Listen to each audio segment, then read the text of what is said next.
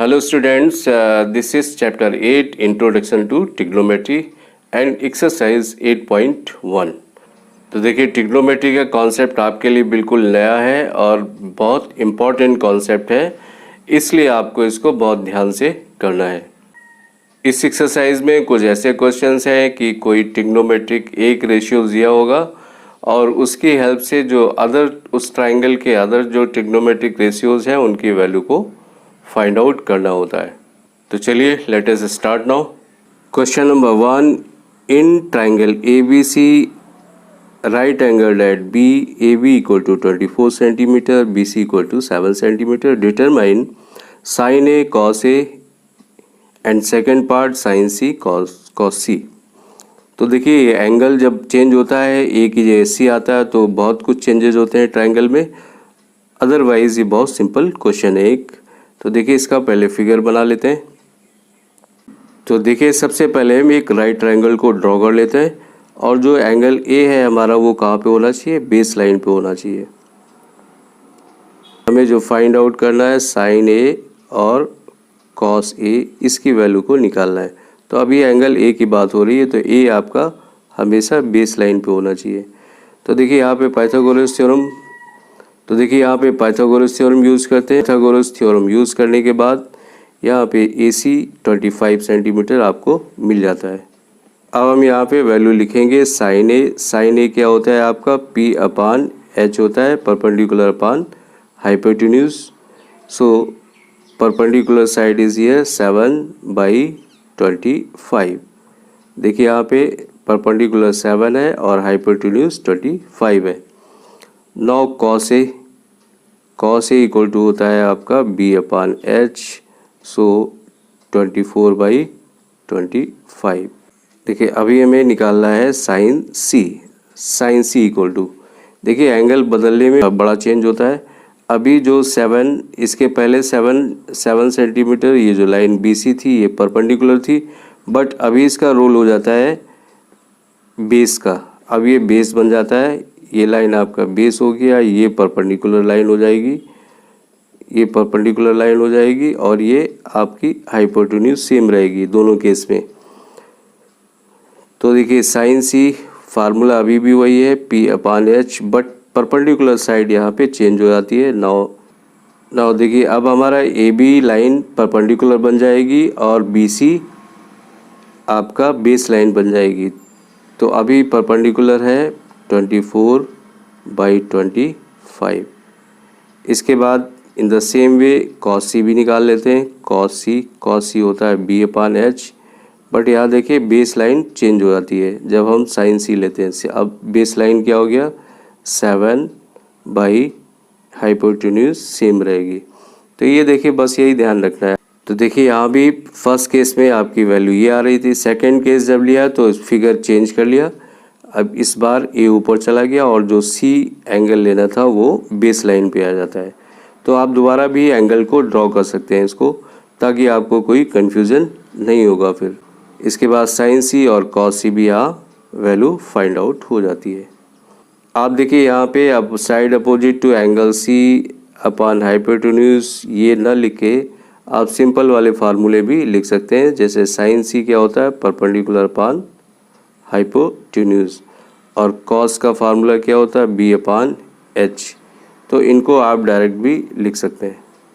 Now question number 2, in the given figure find tan P minus cot R। तो देखिए ये भी बहुत सिंपल सा क्वेश्चन है। tan P, एक बार देखिए एंगल चेंज किया P and then cot R।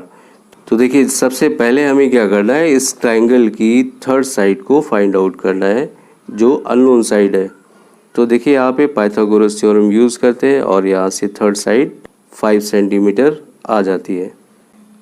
अब देखिए जब हमें tan P फाइंड आउट करना है तो हमें इस P वाले को बेस एंगल बना देना है। तो आपका ये ट्राइंगल इस तरह से थोड़ा शिफ्ट हो जाता है या चेंज हो जाता है।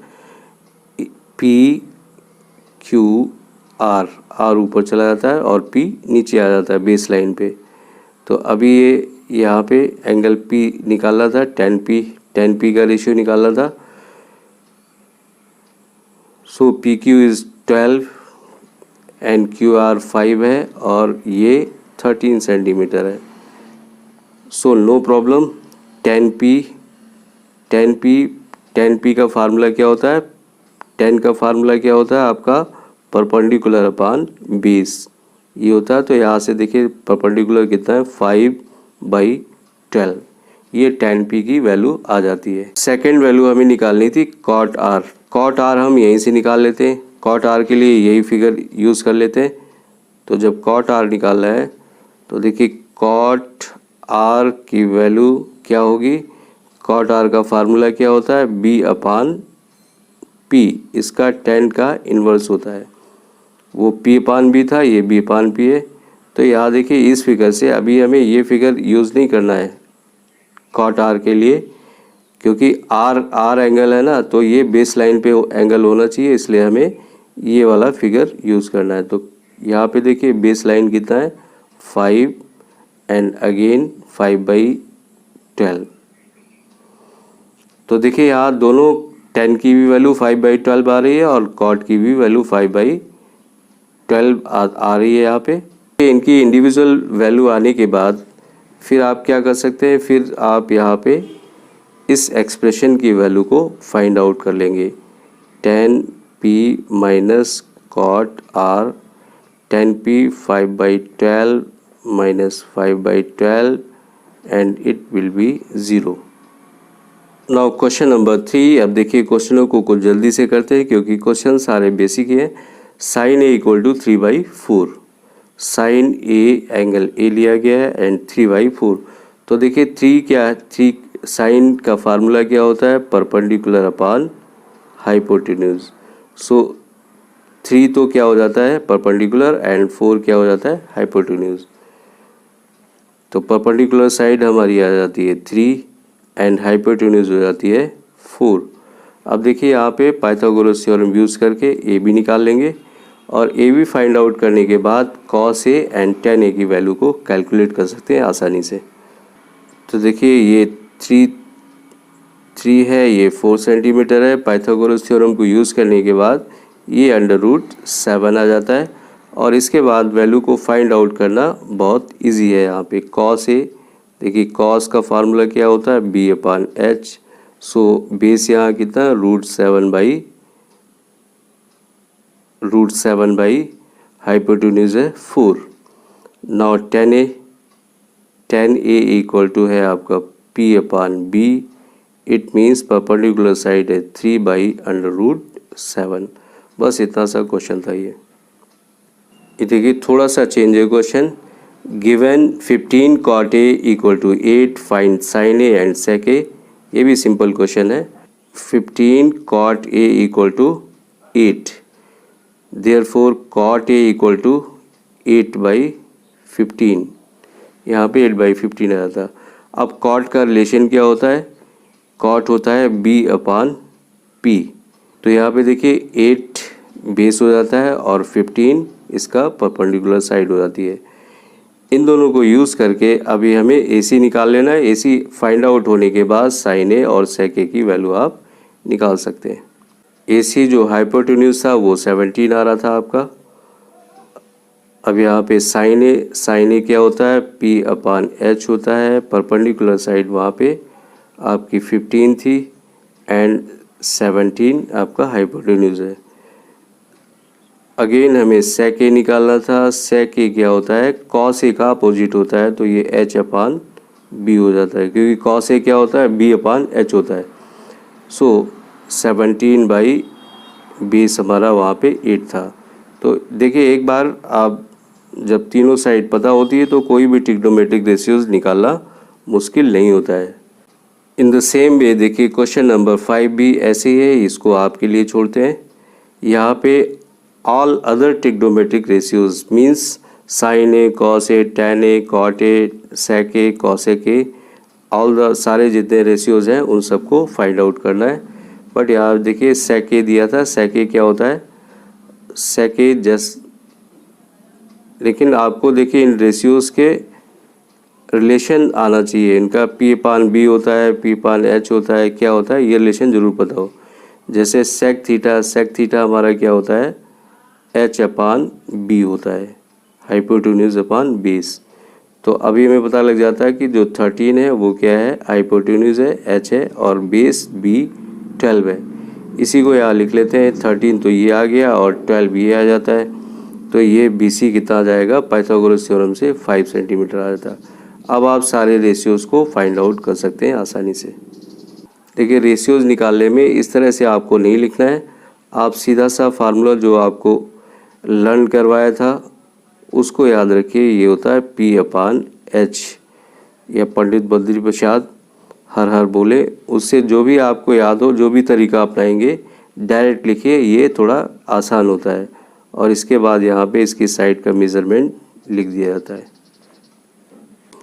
इस क्वेश्चन में देखिए एक ट्रायंगल बना लेते हैं, ABC, A यहाँ पे होगा, B यहाँ पे होगा और C ये होगा। C पे ये राइट एंगल है। अभी देखिए इसकी वैल्यू फाइंड आउट करनी है, cos A equal to cos B।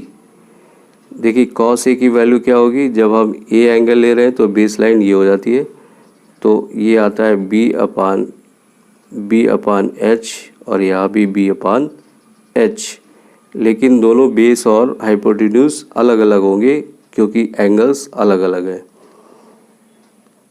तो यहाँ फर्स्ट केस में जब एंगल A है तो बेस लाइन AC हो जाता है, तो देन AC/AB इक्वल टू, जब cos B लेते हैं तो बेस लाइन हमारा ये होगा, then BC/AB, again hypotenuse AB ही रहेगी।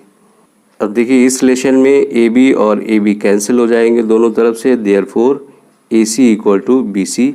और आपको पता है कि जब AC और BC इक्वल होगा, आइसोसेलेस ट्राइंगल की प्रॉपर्टी को यूज़ करेंगे, therefore angle A equal to angle B।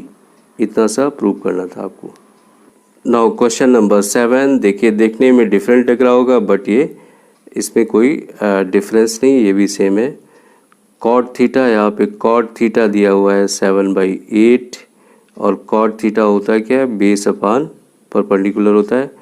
तो यहाँ पे इस ट्राइंगल का मेज़रमेंट पता चल जाता है। बेस यहाँ पे कितना है 7 और परपेंडिकुलर साइड है 8। अब यहाँ पे पाइथागोरस थ्योरम को यूज़ करेंगे और यहाँ से AC को फाइंड आउट कर लेंगे। जब AC फाइंड आउट हो जाएगा तो देखिए फर्स्ट एक्सप्रेशन के लिए हमें क्या करना है, साइन थीटा की वैल्यू को निकालना है। तो साइन थीटा यहाँ पे क्या आएगा, ये होता है perpendicular upon hypotenuse, and perpendicular side हो जाती है 8 और हाइपोटेन्यूज आपका जो भी आएगा, यहाँ से पाइथागोरस थ्योरम यूज़ करने के बाद हाइपोटेन्यूज जो भी आएगी आपको उसको यूज़ करना है। ये आएगा 64 प्लस 49, टोटल आ जाता है आपका